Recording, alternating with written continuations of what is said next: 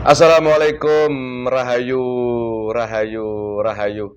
Pemirsa, pemerhati, netizen, subscriber, Padepokan Gaul yang budiman di mana berada, baik yang di Nusantara maupun di luar Nusantara. Mudah-mudahan semua diberi kewilujengan, keberkahan, diberi penyelesaian tiap masalahnya. Yang masih punya utang, mudah-mudahan diberi kemampuan untuk melunasi hutang-hutangnya itu. Amin, Allahumma amin. Yang masih jomblo, teman saya ini juga mudah-mudahan dipertemukan jodohnya yang baik menurut Allah Subhanahu wa taala. Amin, Allahumma amin. Amin. Ini ngomong kok pinter amin soal jodoh. Harus diamini dengan soal ngono kuwi patepol ki Indonesia kan. Pemirsa, alhamdulillah menyambung daripada orang-orang kayangan kemarin ketika hadirnya Raden Harjuno sedikit menyinggung adanya tokoh Sri Kandi. Nah, sebatas pengetahuan saya sangat minim ini di dunia manusia, sosok Sri Kandi itu digambarkan sebagai seorang ksatria juga, tapi wanita. Untuk itu, kali ini saya mohon izin, mudah-mudahan Sri Kandi yang asli, yang tinggal di Kayangan, hadir ke sini dan masuk ke domestis. Mungkin ada kisah atau pesan yang bermanfaat di dunia manusia. Di mana diketahui kalau pemirsa menyimak konten dari awal bahwa dunia kayangan itu ada prosesnya, udah kita buat konten, terus dunia kayangan itu bagaimana perkembangannya, ternyata juga ada makhluk gaib yang bercerita bahwa di kayangan itu sudah diislamkan oleh sosok manusia yang punya gelar di alam gaib sebagai Sang Hyang Nur Cahya Nirwana. Bagi pemirsa yang menyimak dari awal kita bikin apa mas ini namanya apa ini channel. Nah itu insya Allah bahkan situ kita sempat juga dihadiri oleh sosok Raja Kayangan. Ya waktu itu kita masih off di luar sana di dunia alam. Itu Pak Brawijaya bercerita. Bahkan ada juga dari Kayangan bercerita mengenai keberadaan daripada alam Kayangan. Pemirsa, semua itu terjadi atas kehendak Allah. Jadi tidak bisa direka-reka oleh dunia manusia. Tetapi keadaan yang demikian itu, jadi jalur iblis pun banyak memanfaatkan untuk menipu daya daripada manusia. Dan ini alhamdulillah berkah menayangkan, berkah menyimak daripada tayangan-tayangan kami dari awal, banyak manusia yang alhamdulillah diberi hidayah dan kepahaman bahwa saat ini kita sudah masuk ke zaman apa dan apa yang diperbuat oleh golongan manusia. Bersyukur bagi rekan-rekan kami yang sudah ikut amaliyah, itu nikmat yang luar biasa diberi kepahaman itu. Pegang terus, tetap istiqomah dan tetap semangat bagi rekan kami yang sudah satu kendaraan. Pemirsa, kembali kepada tujuan saya kali ini, saya ingin menghadirkan sosok Sri Kandi yang asli dari Kayangan. Itu bagaimana kiprahnya sekarang. Mudah-mudahan dia mau hadir ke sini. Mas Titis, ini yang masuk adalah perempuan. Ditutup ya. Jangan dilihat ya. Karena ini kita belum punya mediator cewek. Jujur aja Mas Titis. Kalau diterima, nanti gerakannya kayak apa, los ya? Siap. Bismillahirrahmanirrahim. Assalamualaikum. Sri Kandi yang asli dari Kayangan. Saya perintahkan hadir ke sini, masuk ke tubuhnya Mas Titis. Dengan keilmuan yang Anda punya, yang menyerupai kamu, yang mengikuti atau mengganggu, silakan diikat dan dilempar kemana, terserah Anda. Jadi yang masuk ke tubuh ini betul-betul sosok Sri Kandi dari Kayangan asli. Saya perintahkan hadir, hadir, hadir. Allah.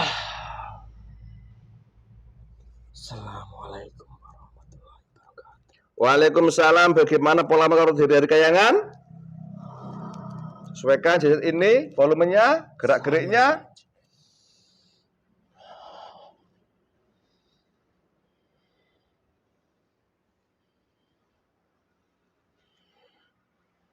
Saya Sri Kandi. Sri Kandi. Benar. Kalau buang apa resikonya? Saya akan terpotong-potong. Akan terpotong-potong. Waalaikumsalam, selamat datang di sini. Duduknya seperti itu. Maaf saya mengganggu. Terima kasih banyak. Ya. Tidak apa-apa. Tidak apa-apa. Sebelum kita banyak bicara, boleh saya suguhan? Silakan. Bismillahirrahmanirrahim. Ya Allah, dengan izin.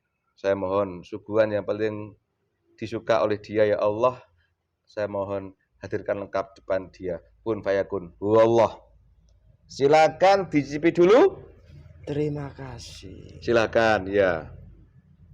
Bismillahirrahmanirrahim.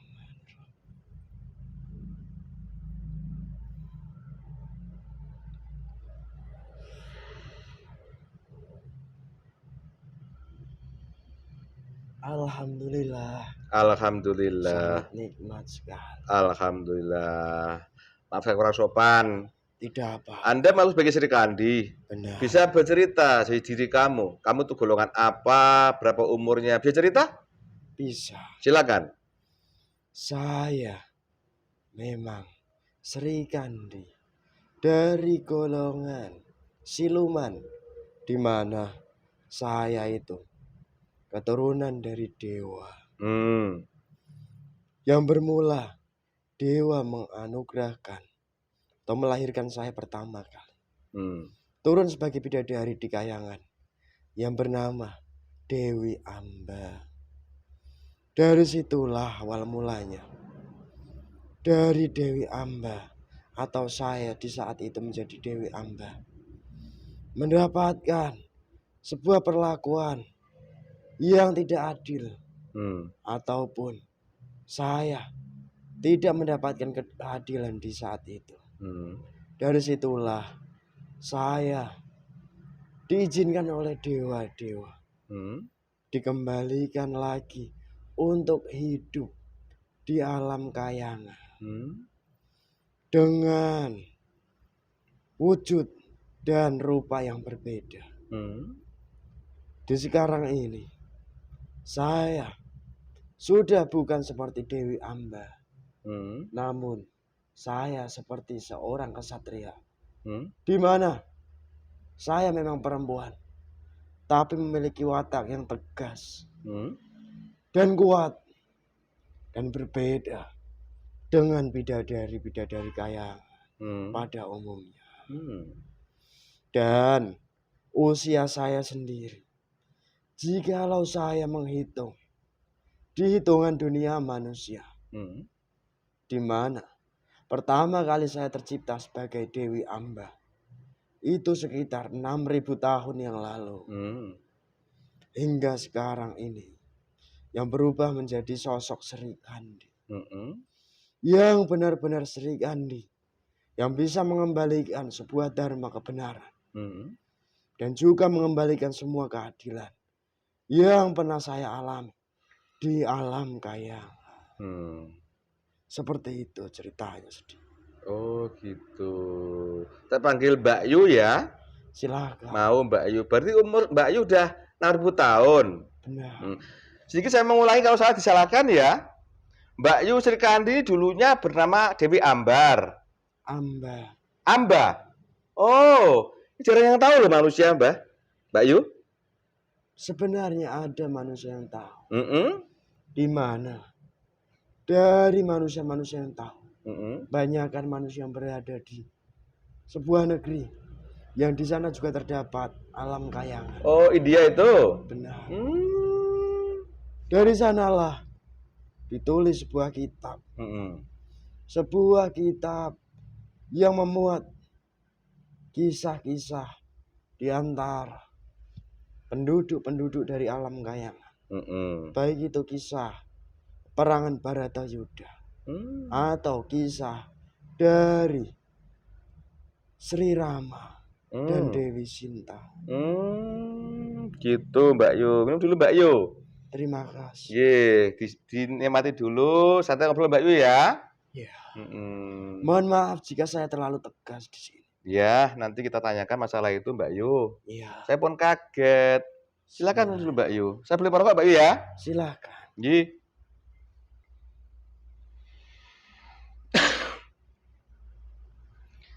Saya panggil Mbak Yu Sri Kandi aja ya.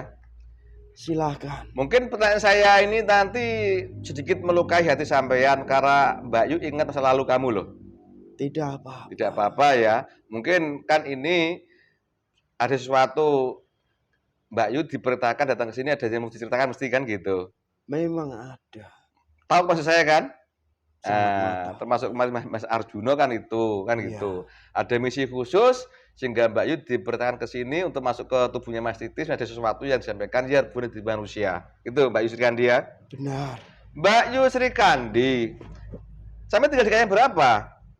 Saya di Kayangan lapisan 5. Lapisan 5.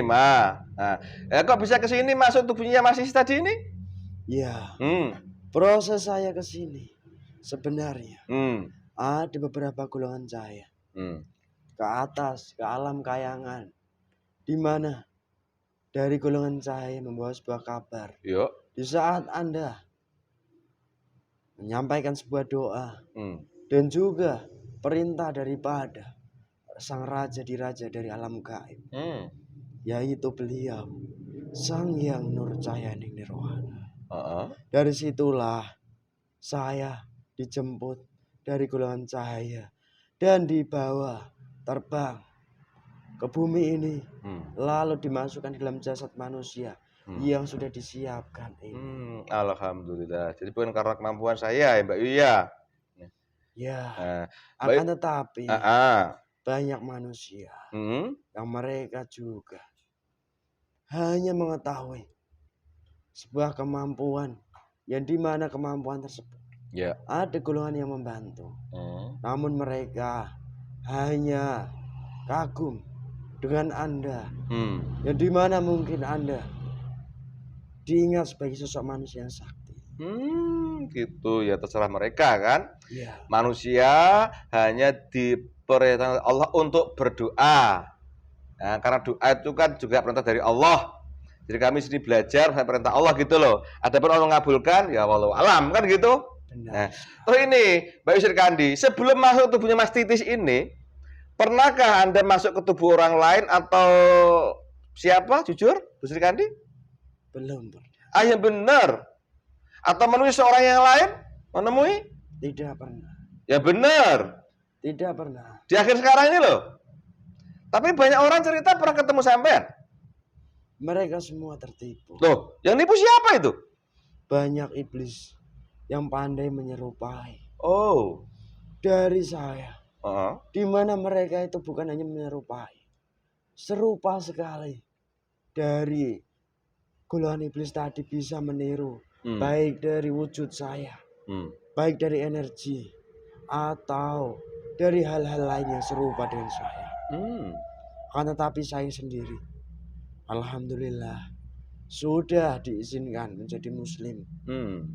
Diislamkan secara lengkap, disempurnakan secara syariat dan hakikat. Dari situlah saya dibekali daripada sebuah keilmuan, yang dimana keilmuan ini menyambung kepada daripada Sang Pencipta. Dari power keilmuan itulah kami bisa masuk dalam jasad seorang manusia dan bisa membantu membersihkan atau membentengi jasad manusia yang saya ikuti. Alhamdulillah. Dan ada yang cerita orang setan sana bilang sering mendekatkan orang Kayangan. Biskan dulu Mbak Yu. Pedang dari Sri Kandi digunakan untuk bertempur di Baratayuda. Semua di atas ini banyak sekali golongan iblis yang dikirimkan dari dukun. Dari dukun. Nah, apa itu mereka? Mereka tidak suka dengan kalian semua. Kok bisa begitu? Memang dari kalian sendiri membawa pengaruh baik kepada manusia. Oh. Dari situlah, dari manusia-manusia tadi, mereka iri, dengki, karena melihat pancaran sinar yang terpancar mungkin tidak tinggi sekali. Akan tetapi mereka juga merasa dari sinar pancaran tersebutlah, dari Anda semuanya harus dilumpuhkan ataupun ditaklukkan. Oh gitu loh. Kita ini biasa-biasa saja, Mbak Yu. Benar. Nggak ada cahaya, nggak ada apa-apa. Kita hanya beribadah, belajar dzikran itu aja kita ini, Mbak Yu. Iya. Lucu ya. Sebenarnya, jika manusia tahu ibadah seorang manusia, jika menjalankan syariat dan hakikat secara benar, maka dari situlah nanti akan ada power pancaran cahaya keluar dari dalam jasadnya ke atas. Yang dimana pancaran cahaya tersebut keluar melalui titik-titik yang berada di dalam jasad seorang manusia. Dari situlah nantinya manusia-manusia yang mereka sudah melaksanakan ibadahnya secara syariat dan hakikat benar, maka mereka akan mendapatkan anugerah kedudukan demi kedudukan juga di sisi daripada Sang Pencipta. Oh gitu. Dan dari sinar itu akan semakin membumbung tinggi sampai ke alam langit, melewati alam kami. Itulah dari manusia-manusia yang sudah benar dari ibadah secara syariat dan hakikatnya. Dan mereka juga mempunyai silsilah yang jelas menyambung kepada sosok penerang cahaya di muka bumi ini, yang membawa kebaikan dan membawa ajaran hakikat dan syariat, yaitu Rasulullah Muhammad Sallallahu Alaihi Wasallam. Oh gitu ya Mbak Yu ya. Tadi saya kan tidak bisa lihat apa-apa. Mbak Yu mengatakan banyak iblis yang disuruh orang-orang yang nggak suka sama kita. Kita bisa-bisa aja, kita belajar kan. Sesuai dengan hakikat dan Allah dengan manusia dan jin untuk beribadah pada Allah kan gitu. Memang seperti itu. Ya kita ya udahlah, lupakan dulu. Mbak Yu, makasih banyak atas bantuannya, informasinya. Gini Mbak Yu, kembali ketika masa sampean masih Dewi Amba tadi ya, kok mengatakan Mbak Yu pernah diperlakukan tidak adil. Bisakah bercerita keadaan situasi Mbak Yu Dewi Sri Kandi sebelum jadi Sri Kandi masih sebagai Dewi Amba tadi? Iya. Bisa cerita silakan dari awal Mbak Yu. Saya akan bercerita. Di mana saya memiliki beberapa saudara yang di saat itu akan dipinang dari seorang pangeran. Namun dari pinangan sang pangeran, sebelum terjadi diadakan sebuah sayembara. Disitulah ada sosok laki-laki yang gagah perkasa datang menemui kerajaan kami mengikuti sayembara tersebut. Dari situlah sang laki-laki akhirnya mampu mengalahkan laki-laki yang kami sukai. Dari situlah saya merasa bahwa saya sudah tidak diadili daripada dewa dan juga dari manusia itu. Maka dari situlah saya merasa marah kepada dewa dan juga manusia itu. Karena dari seharusnya saya menikah dengan sosok laki-laki yang memang benar-benar kami sukai. Akan tetapi gara-gara sesosok manusia keturunan dewa asli dari kerajaan Hastinapura yang bernama Bhisma, yang saya kagumi, dia mengalahkan daripada calon suami saya, membunuhnya. Dari situlah saya merasakan kesedihan yang sangat panjang. Dan dari situlah akhirnya saudara saya, saudari saya, semuanya dibawa oleh Bisma untuk dijodohkan kepada saudara-saudaranya. Dan dari situ saya pun ditelantarkan, tidak dinikahkan dengan siapapun. Lalu di saat itu saya menuntut balas untuk meminta pertanggungjawaban kepada sosok Bisma yang sangat agung di zaman itu. Namun Bisma menolak karena ada sesuatu hal yang berkaitan dengan dharmanya. Maka dari situlah saya meminta petunjuk kepada guru-guru dari Bisma hingga saya bisa bertemu dengan dewa. Dari situlah saya memohon supaya nanti saya bisa dilahirkan kembali. Maka dari situlah saya akhirnya bisa terlahir kembali sebagai sosok Sri Kandi. Gitu ceritanya. Ya. Jadi ketika masih sebagai Dewi Amba sempat meninggal sampean. Benar. Oh. Saya membakar diri. Oh, bakar diri. Dia ceritakan gimana caranya waktu itu? Pembakaran diri yang saya lakukan. Seperti halnya sebuah upacara yang dilakukan di dunia manusia. Sekarang ini? Iya. Nah, terus? Namun pembakaran ini bukan seperti halnya pembakaran manusia sekarang. Oh. Itu adalah di mana saya memang ingin meleburkan kembali ke bentuk ruh saya lagi. Dan tidak ke wujud Dewi. Di mana dari peleburan ini saya pun akhirnya bisa melebur total. Dan akhirnya ditempatkan oleh dewa di sisinya. Namun setelah proses peleburan itu, saya akhirnya suatu masa diturunkan kembali. Diturunkan kembali gitu. Benar. Terus yang melahirkan Anda yang kedua kali ini sosok siapa? Boleh cerita? Iya. Tokoh yang dikenal manusia? Boleh cerita kira-kira? Saya diizinkan hanya sedikit. Di mana seorang ayah yang saya ikuti memiliki sebuah permaisuri perempuan yang bernama ayah saya, yaitu Raja Pancala atau Raja Drupada. Tuh, terus? Dari permaisurinya yang bernama Dewi Sekarwati. Allahu Akbar, saya nggak tahu. Itu orang kaya semua itu ya? Benar. Oh, itu kelahiran Anda yang kedua. Benar. Jadi yang pertama tadi Dewi Amba sudah selesai. Anda tadi itu mohon sama karena didolimi lah katakanlah ya. Benar. Dikecewakan, kemudian meleburkan diri, akhirnya lahir kembali lewat sosok ayah tadi siapa namanya? Bapakmu? Yang kedua? Raja Drupada. Drupada terus? Atau Raja Pancala. Pancala, terus ibunya? Dewi Sekarwati. Dewi Sekarwati. Kisah ini banyak enggak dari golongan manusia yang tahu, Mbak Yu?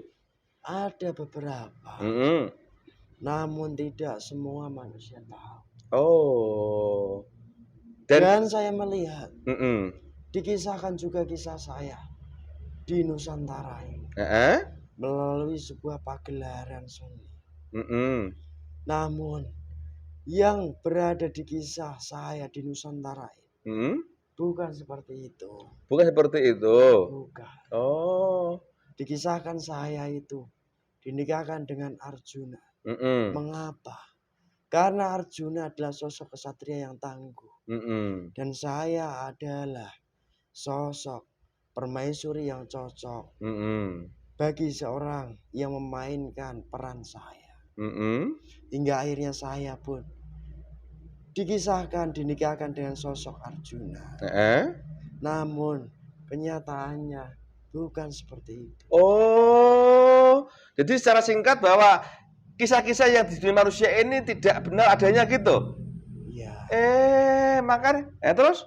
Dari ketidakbenaran itu, tidak semuanya tidak benar. Oh. Ada beberapa memang yang benar. Tapi tidak semuanya mutlak benar. Dan juga sebenarnya dari kisah kami di dunia ini ada sebuah filosofi yang sejatinya bisa diambil dari golongan manusia.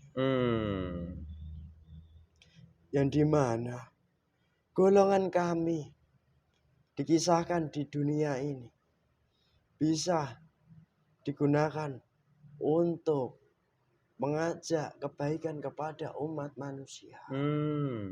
Seperti itu. Oh gitu. Diminum dulu Mbak Yu, santai guys. Oh ternyata banyak kisah-kisah orang kayangan yang di manusia ini tidak begitu adanya ya Mbak Yu ya. Iya. Terus ini Mbak Yu, oke, saya nggak menyinggung lagi ketika Mbak Yu masih nama Dewi Amba tadi, kasihan saya nggak tega lah, tetap ada luka kan gitu. Iya. Kita bahas ketika Mbak Yu terakhir kembali langsung dengan nama Sri Kandi gitu.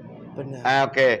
Setelah terlahir kembali dari sosok kedua orang tua Mbak Yu tadi itu, bisakah bercerita dari awal ya? Dari awal bagaimana posisi Anda ketika itu? Terus sekarang terakhir ini, masa ini bagaimana keadaan Mbak Yu sendiri? Bisa cerita? Iya. Silakan Mbak Yu cerita. Di saat saya terlahir kembali sebagai Sri Kandi, saya juga sudah memiliki seorang adik yang bernama Ratu Drupadi. Itu adalah saudari saya. Yang dimana Ratu Drupadi berhasil dinikahi dari sosok kesatria yang tampan, rupawan, dan juga gagah perkasa yang bernama Raden Arjuna. Dan setelah kelahiran saya yang dianugerahkan oleh dewa atau Mahadewa di alam kayangan, saya ditugaskan untuk kembali menjalankan dharma saya ataupun ajaran saya, di mana saya harus memberantas sebuah ajaran-ajaran yang tidak sesuai di alam kayangan. Ajaran-ajaran tersebutlah yang kami perangi, di mana ajaran tersebut itu berada di kerajaan yang menjadi musuh dari kerajaan kami, yaitu kerajaan para Kurawa. Karena sejatinya saya diizinkan oleh Mahadewa untuk kembali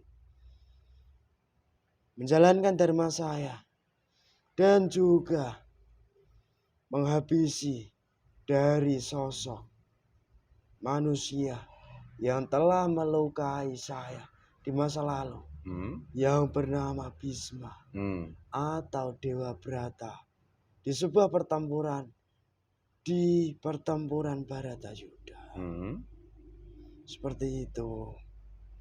Dan pertempuran Baratayuda itu sendiri banyak diikuti para kesatria manapun, dan juga diikuti dari salah satu dewa, dewa yang sangat agung, yaitu sosok Dewa Krishna.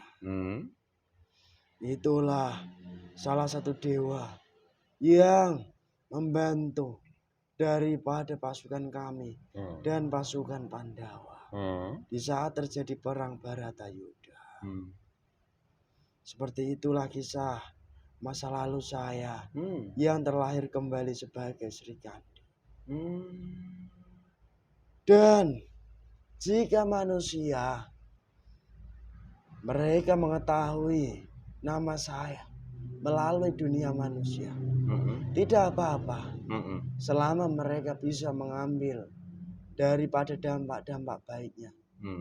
Karena manusia yang menciptakan ataupun yang membuat sosok Sri Kandi di sebuah pertunjukan yang digunakan untuk berdakwah, itu menyisipkan sebuah filosofi atau sebuah makna tersendiri, di mana sosok saya Yang dikenal di dunia manusia itu adalah sosok yang kuat.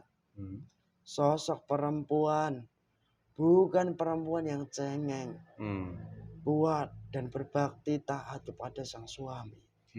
Namun saya tidak keras dan juga tidak melukai daripada sang suami. Itulah salah satu penggambaran sifat makna dari manusia yang berhasil menggunakan untuk berdakwah. Ya. Terus mana Mbak Yu? Dan juga dari peperangan-peperangan yang terjadi dikisahkan di dunia manusia. Ada sebuah kebenarannya. Namun tidak semuanya. Di mana informasi-informasi dari dunia manusia itu memang sudah direka dari sang pembuat, dari sosok manusia. Manusia yang memang memiliki budi pekerti. Yang benar-benar manusia asli. Memiliki darah dari tetesan darah kaya. Dan manusia itu memiliki kemampuan yang berbeda dengan manusia pada umumnya. Dan memiliki umur yang berbeda pula.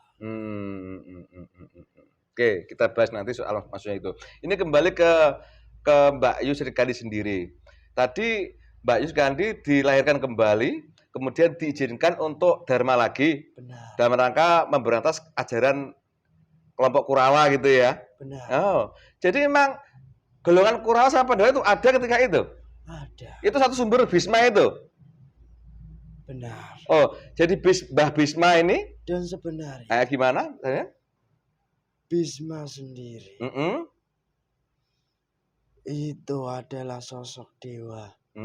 Yang dimana dari sosok Bhisma yang agung, dia itu memiliki sebuah saudara. Dari saudaranya lah yang akhirnya bisa menurunkan daripada keturunan-keturunannya. Gitu ceritanya. Saya nggak paham soal itu. Karena apa? Tadi Mbak Yusri Kandi sendiri bercerita bahwa apa yang diketahui manusia saat ini, penggambaran dari kayangan itu tidak selamanya benar gitu kan? Benar. Hanya diambil sebagai sebagian untuk dakwah gitu ya? Iya. Ini kembali ke Mbak Sri Kandi. Tadi Mbak Yu mengatakan kan dunia manusia itu Mbak Yu dijodohkan sama sosok sama Arjuna. Padahal faktanya tidak gitu faktanya ya? Tidak. Terus suami Mbak Yu sendiri siapa aslinya di kayangan sana? Saya memiliki suami. Suami saya yaitu raja dari kerajaan Madra. Kerajaan apa? Madra. Madra siapa namanya? Raden Madra. Madra juga. Tapi di dunia manusia itu tidak dikenal loh itu? Tidak. Nggak dikenal. Tapi di kayangan sana ada jalani ya? Dan manusia yang berada di luar Nusantara. Itu juga memiliki pemahaman yang berbeda. Oke. Berarti boleh saya ambil kesimpulan bahwa sosok orang kayangan yang digambarkan di dunia manusia ini tergantung daripada misinya mereka kalau begitu ya. Alhamdulillah kalau di Nusantara ini digunakan untuk berdakwah, untuk mengambil sisi positifnya gitu kan. Benar. Terus gini Mbak Yu Sri Kandi, ini kembali pada jati diri panjenengan di kayangan sana. Kalau boleh tahu, sampai tadi punya adik namanya Drupadi ya? Benar. Yang dinikahi sama Raden Arjuna. Kalau salah pernah ke sini? Coba dicium aromanya, sejaknya? Pernah hadir. Masuk tubuh siapa? Dari orang ini. Alhamdulillah. Ya, ini karena laki-laki, berhubung kita belum punya wadah perempuan, ya enggak apa Mbak Yu ya, jangan tersinggung ya. Ya tidak apa-apa. Ditutup aja sampai dia lihat. Dan pesan saya sedikit. Gimana? Jika nanti manusia banyak yang tidak setuju, biarkan saja. Iya, saya karena paham mereka hanya mengetahui sebatas akal dari sebuah ajaran yang dibawa melalui sebuah kitab atau daripada sebuah wahyu yang tertulis. Hmm. Namun mereka tidak tahu menahu Nah. tentang kejelasannya bagaimana. Terus ini, ya, saya paham apa yang Mbak Yu sampaikan, biar namanya itu kan haknya masing-masing. Ya. Nah, selama kita hanya menggunakan akal kita, ya sudah begitu kan. Hanya dari baca sumber-sumber dan dongeng-dongeng kan begitu ceritanya. Padahal ya ternyata banyak yang tidak diketahui oleh manusia kan gitu. Untuk itulah seperti ini juga Mbak Yu, bahwa kayangan itu ternyata sekarang udah diislamkan semua, juga banyak yang ya kan nggak tahu kan gitu. Alhamdulillah sudah ya. Jika manusia sekarang diberikan informasi, mungkin saja banyak yang menentang. Karena dari penghuni kayangan, mayoritas itu dikuasai dari para dewa. Dan para dewa sendiri banyak diyakini di dunia manusia menurunkan sebuah ajaran yang dimana masih sampai sekarang ini ajarannya. Namun jika manusia itu jernih, maka selayaknya manusia itu bukan hanya dengan akalnya saja, namun dengan hati dan batinnya. Dia harus menjalankan rasa di dalam diri manusianya, supaya mereka mengetahui bahwasanya mereka hidup terlahir di zaman siapa.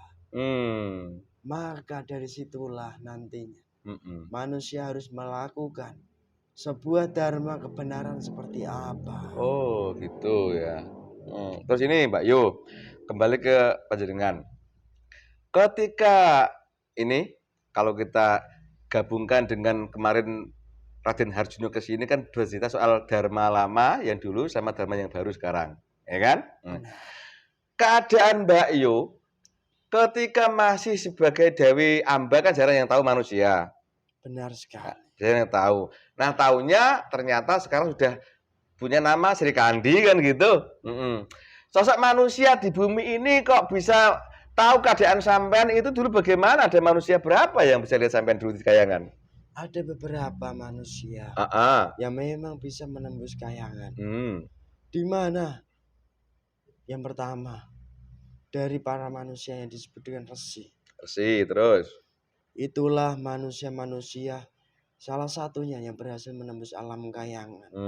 Dan resi-resi tersebutlah yang menjadi guru dari para raja-raja, baik yang ada di Nusantara atau di negeri Hindia.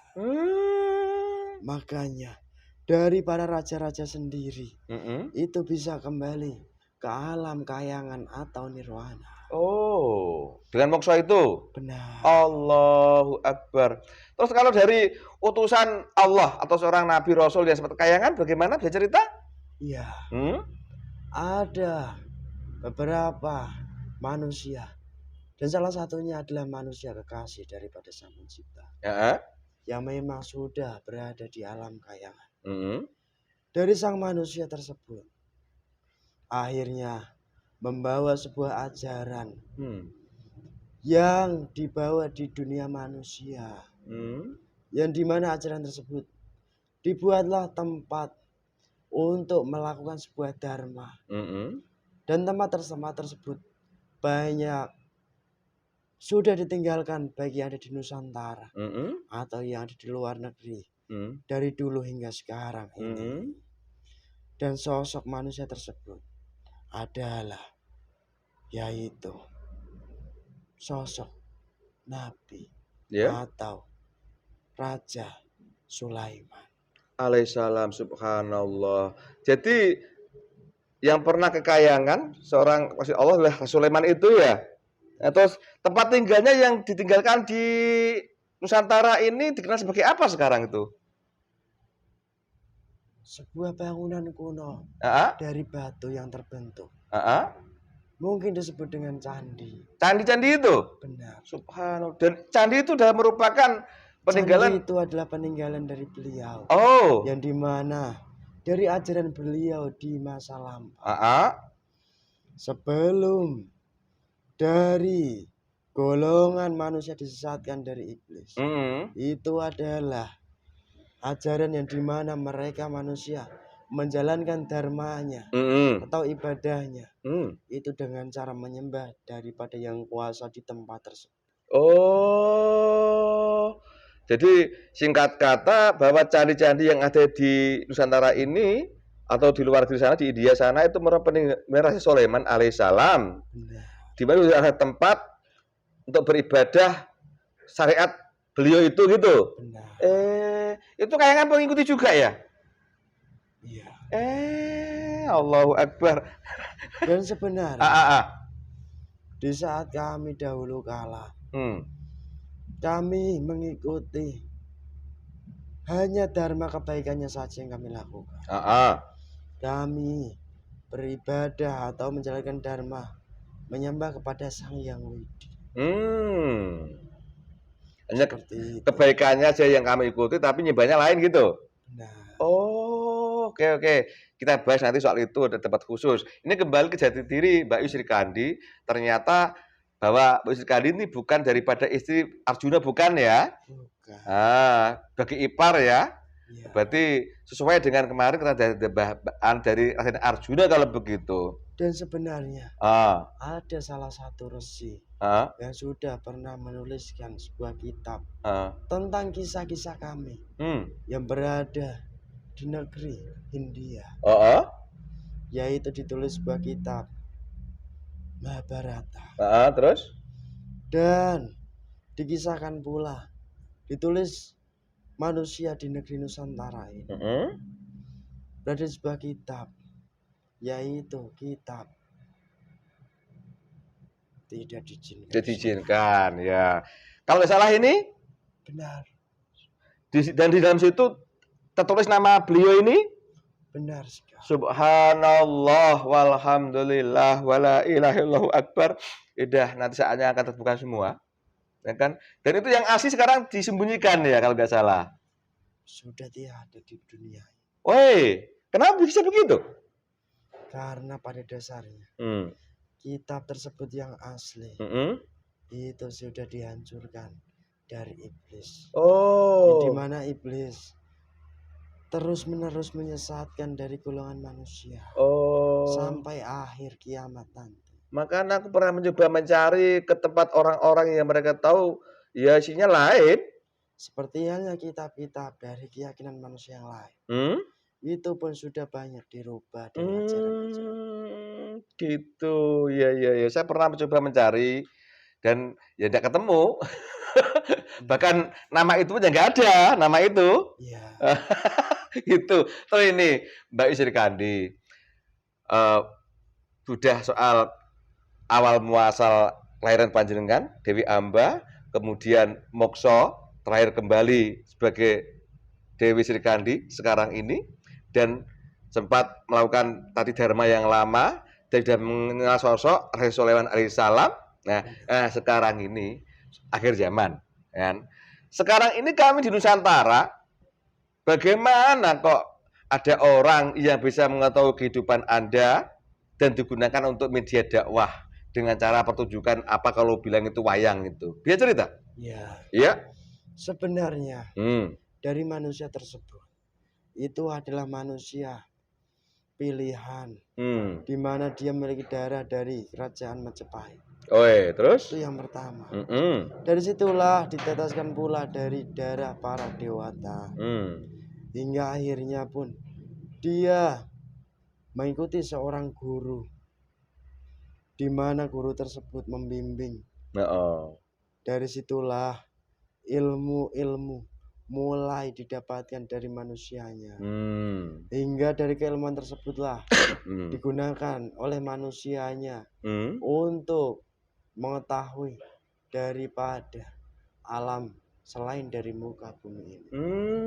Di mana dari sang manusia sendiri ingin mengetahui bahwasanya segala sesuatu yang masih dihijab dari sang pencipta, jika sudah dibuka, maka itulah yang harus disampaikan atau didakwakan kepada golongan manusia.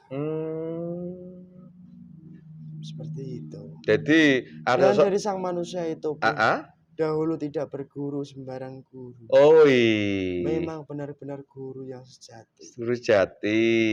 Ini kalau nggak salah yang Anda maksud itu beliau adalah ini. Benar. Terus guru beliau adalah ini.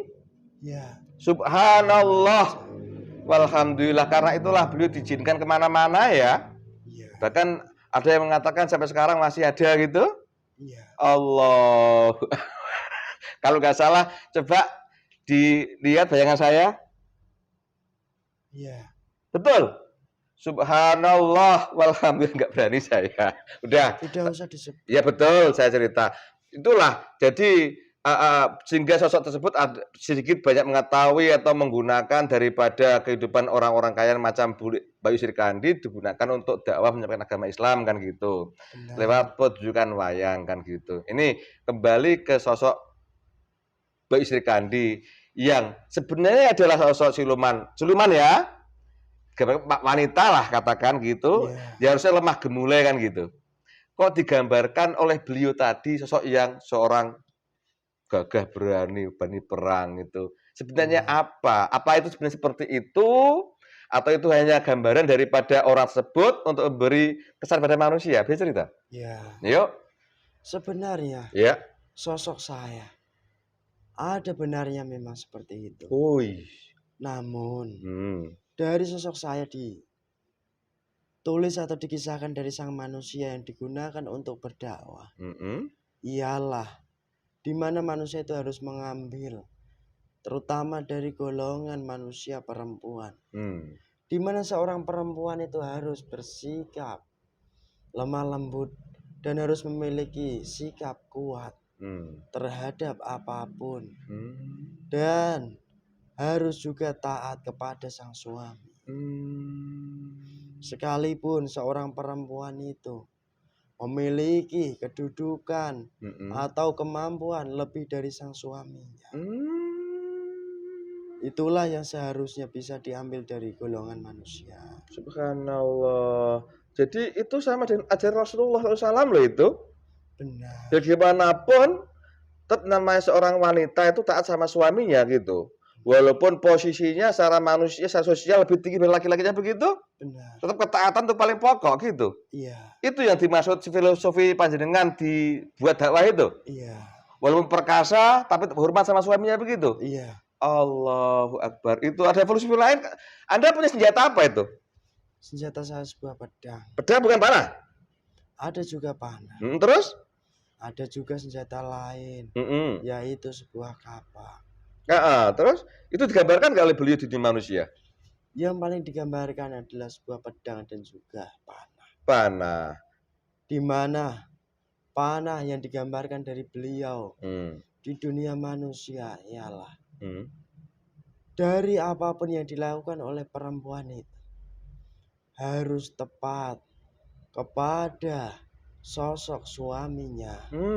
Di mana ketepatan itu akan didapatkan jika manusia atau golongan perempuan yang mengetahui, maka dari sang perempuan harus memiliki sebuah sikap yang tepat kepada suami di saat tertentu.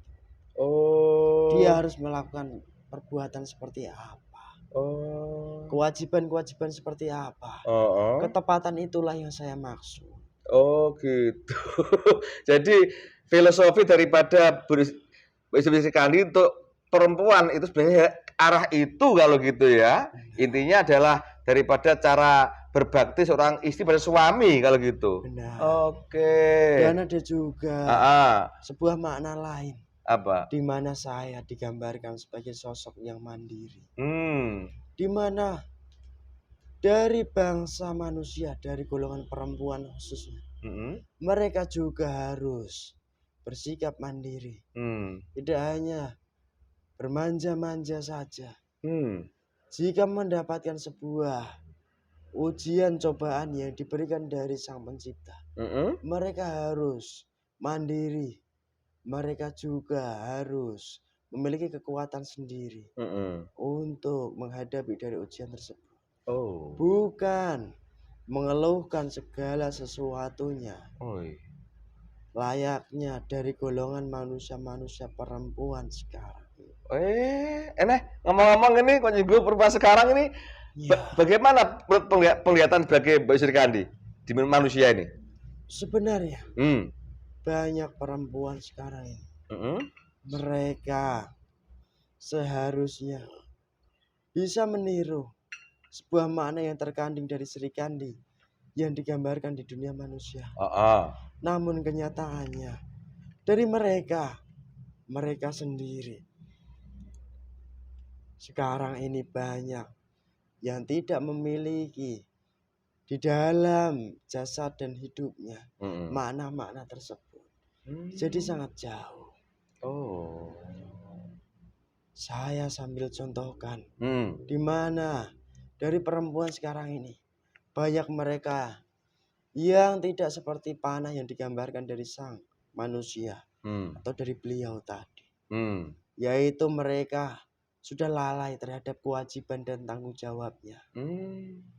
Itulah makna dari panah ini yang sudah banyak dilupakan dari perempuan sekarang ini. Astagfirullahaladzim. Dan juga makna kemandirian, bahwasanya dari manusia perempuan sekarang ini mereka keliru menyikapinya. Mereka meniru kemandiriannya dengan cara memutuskan hubungan dengan sang suami hingga akhirnya berpisah. Namun dari situ bukan itu sebenarnya yang dituju.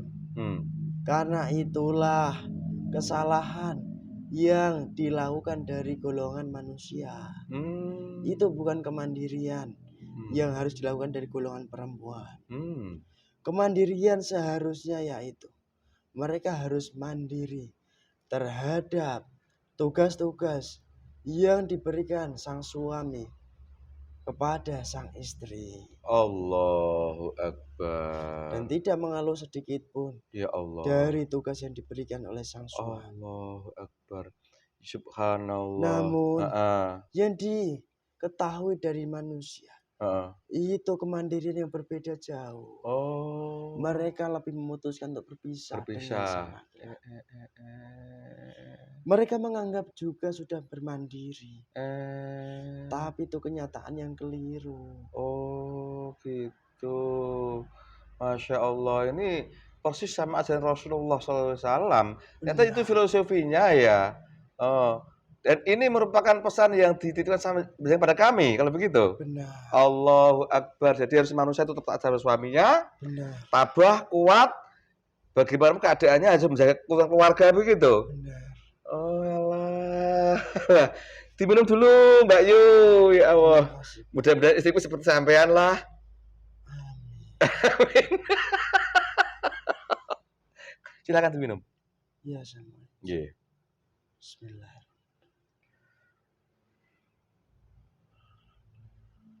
Terus ini Mbak Yu. Sebentar. Apa? Serangan? Ada sebuah tombak yang diarahkan kepada manusia. Oh, sama Mas ini. Ya. Kembalikan. Nggih. Sekarang juga benda ini dikumpulkan mesti sah. Di perut itu banyak paku. Ya ini. Punya perut membesar. Iya. Sebah dari kemarin pemirsa. Terima kasih. Langsung. Kan laku jualannya. Allahu Akbar. Allahu Akbar. Sallallahu ala Muhammad sallallahu. Kepada mereka semua. Semua rasa sakitnya hilang. Setelah seluruh efek-efek hilang semua. Allah. Dan langsung diganti daripada obat yang langsung. Sallallahu ala Muhammad Manusia. sallallahu. Bismillahirrahmanirrahim. Sallallahu alaihi Allah.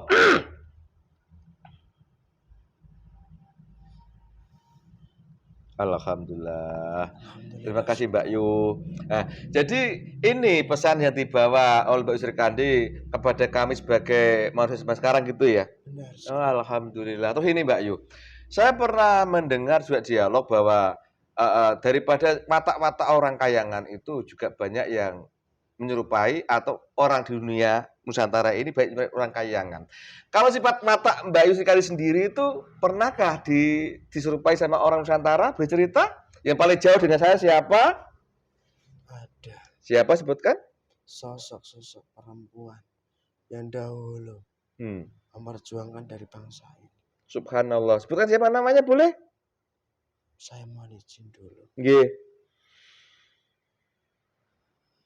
Seorang ratu. Ratu? Dekat dekat sini? Benar sekali. Yang bertapa itu? Benar. Yang difitnah bertapa telanjang itu? Iya. Boleh sebutkan namanya? Saya tidak diizinkan. Oh, tidak diizinkan.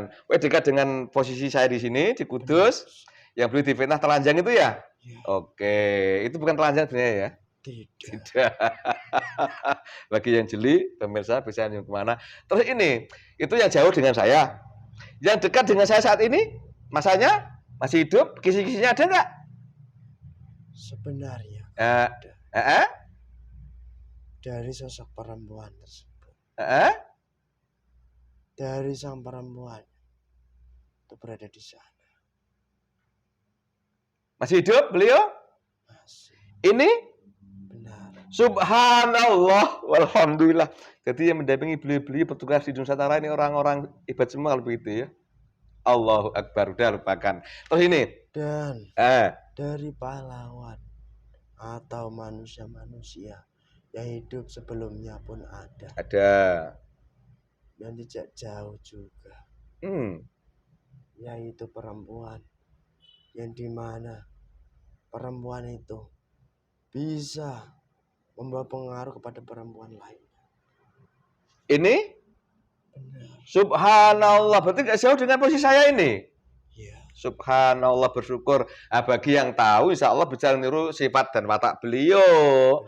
Tapi kebanyakan manusia sekarang ini kan hanya kagum dengan sosoknya. Tapi tidak bisa niru tingkah lakunya. Cuma kagum dengan sosoknya si A, si B, ini pahlawan, ini orang ini. Tapi nggak tahu bagaimana. Kebanyakan manusia sekarang. Jika mereka kagum itu tidak apa-apa. Namun yang keliru, mereka malah sebaliknya perbuatannya. Oh iya. Itulah yang disayangkan dari manusia-manusia yang hanya mengagumi tanpa mengikuti perilaku beliau gitu kan? Benar. Ya wallahu a'lam, semua ada kehendak Allah. Mbak Yu Srikandi. Minum dulu Mbak Srikandi. Allahu Akbar. Subhanallah.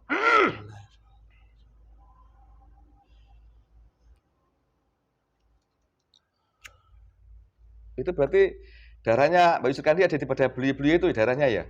Ada. Sampai di pusat itu juga? Tidak usah disebut. Iya, udahlah. Aku cuma bilang titisan aja kok. Ya cuma justru yang asli pertama nggak merasa beliau kan? Tidak merasa. Cuma berbuat, berjuang, bekerja gitu aja kan? Iya. Daripada adakah orang-orang lain yang merasa sebagai Srikandi? Banyak. Tetapi mereka tertipu daya oleh dari iblis yang menyerupai saya persis. Oh. Kadang saya juga di Kahyangan merasa bersedih. Mengapa banyak dari golongan manusia sekarang ini tertipu dengan sosok saya. Mereka mengagumi, bukan semakin baik, meniru perbuatan-perbuatan yang seharusnya dilakukan manusia. Namun mereka mengagumi, malah semakin melenceng dan semakin menjauh dari apa yang seharusnya dijalankan dari kodrat manusia. Karena begini Mbak Yu, saya pun sering dihubungi oleh sosok-sosok perempuan bahkan pernah datang menemui saya. Dialah Srikandi Nusantara gitu ya. Ya enggak apa-apa, bebas orang tuh mengaku, tapi kan kasihan. Benar. Ada Srikandi Nusantara tuh apa kiprahnya? Hanya ngelamun, ngerumpi, begitu kan? Menghayal gitu? Memang. Kan gitu. Itulah yang terjadi.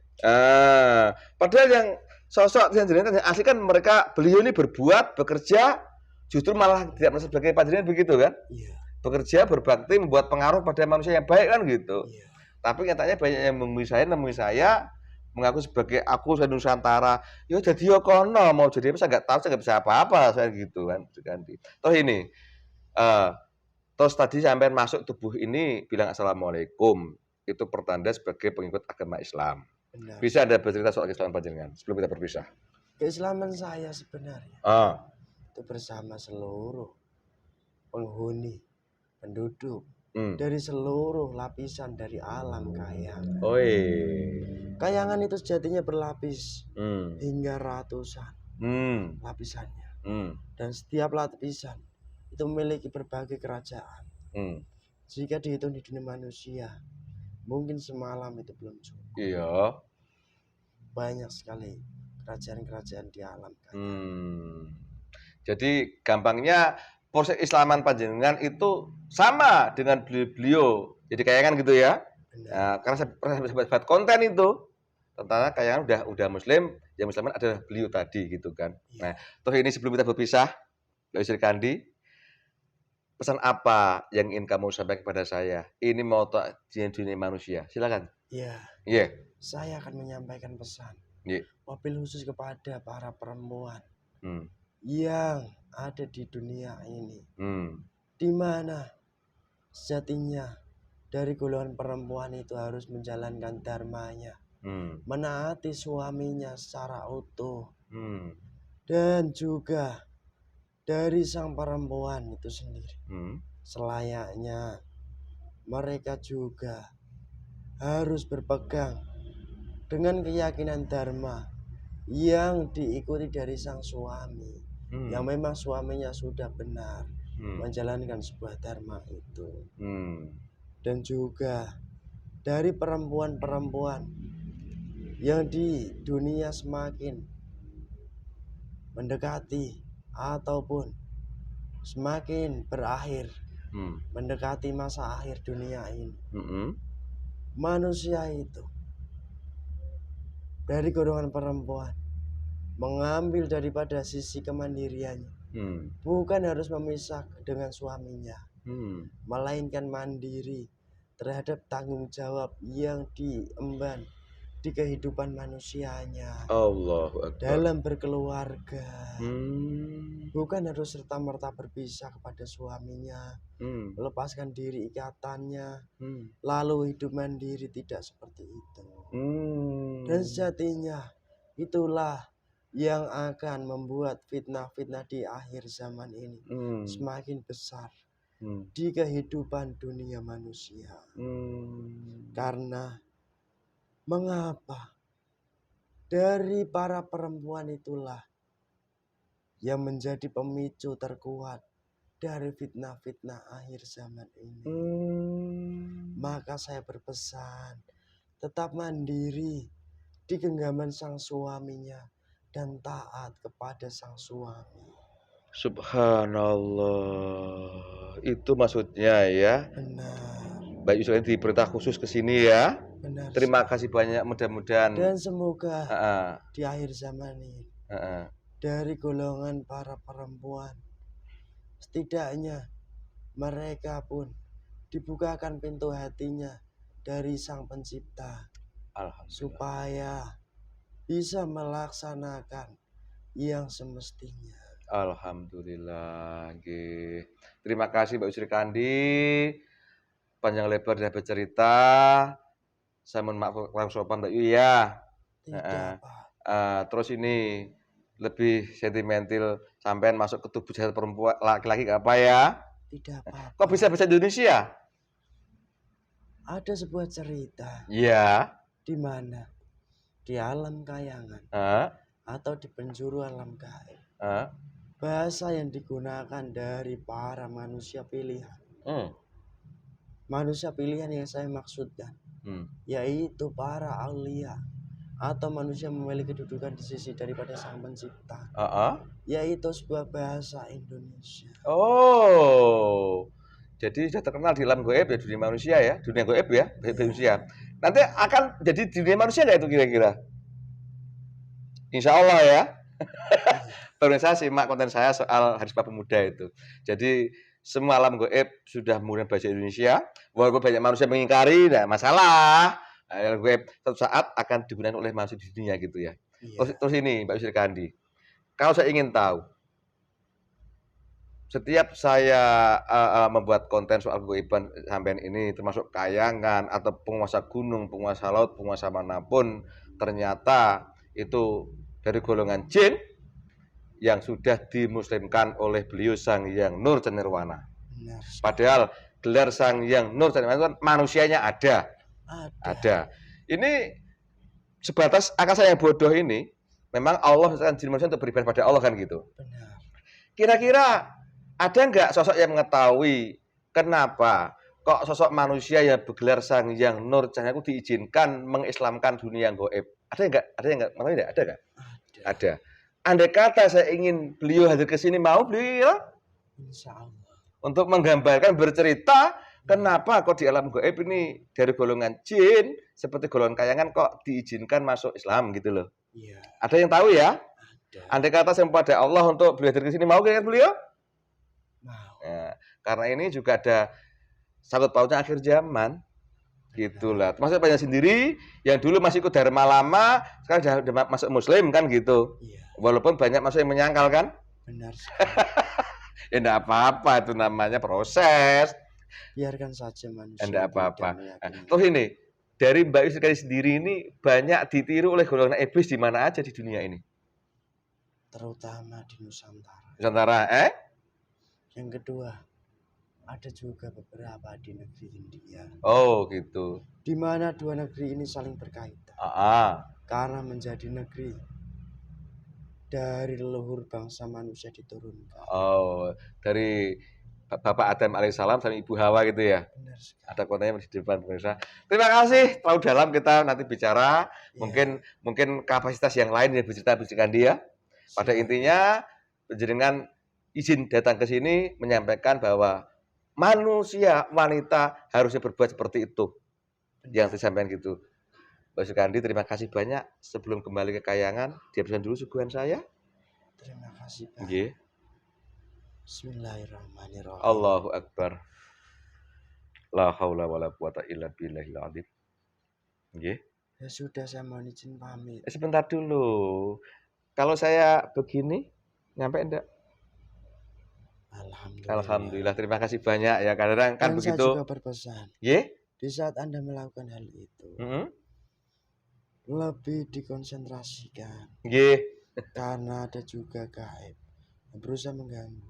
Iya betul. Itulah kadang-kadang gitu. Konsentrasi hilang. Ya. Terima kasih, dibawa senjatanya. Salam buat rekan-rekan di sana. Mudah-mudahan tetap istiqomah. Mbak Yusri Kandi. Ya, Nggih. sama-sama. Nggih, monggo. Saya mohon izin pamit. Sama-sama nggih. Assalamualaikum warahmatullahi wabarakatuh. Waalaikumsalam warahmatullahi wabarakatuh. Allahu Akbar. Sadar? Sadar? Lembut. Alhamdulillah pemirsa, demi obrolan saya dengan sosok gaib yang masuk ke tubuhnya Mas Titis tadi, yang mengaku sebagai Dewi Sri Kandi dari kayangan yang asli.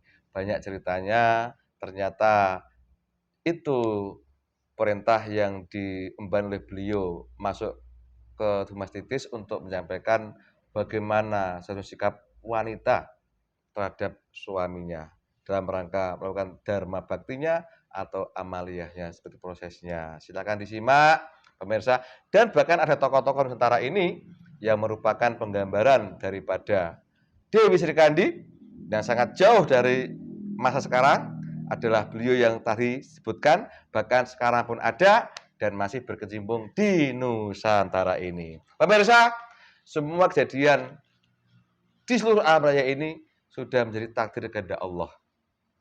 Apabila Allah menghendaki, tidak ada yang tidak mungkin. Allah sudah memberi banyak contoh, mengirim utusan, memberi gambaran-gambaran, bahkan teguran dalam rangka untuk manusia yang hidup di dunia ini. Termasuk konten kali ini, apabila ini suatu kebenaran, itu dari Allah datangnya.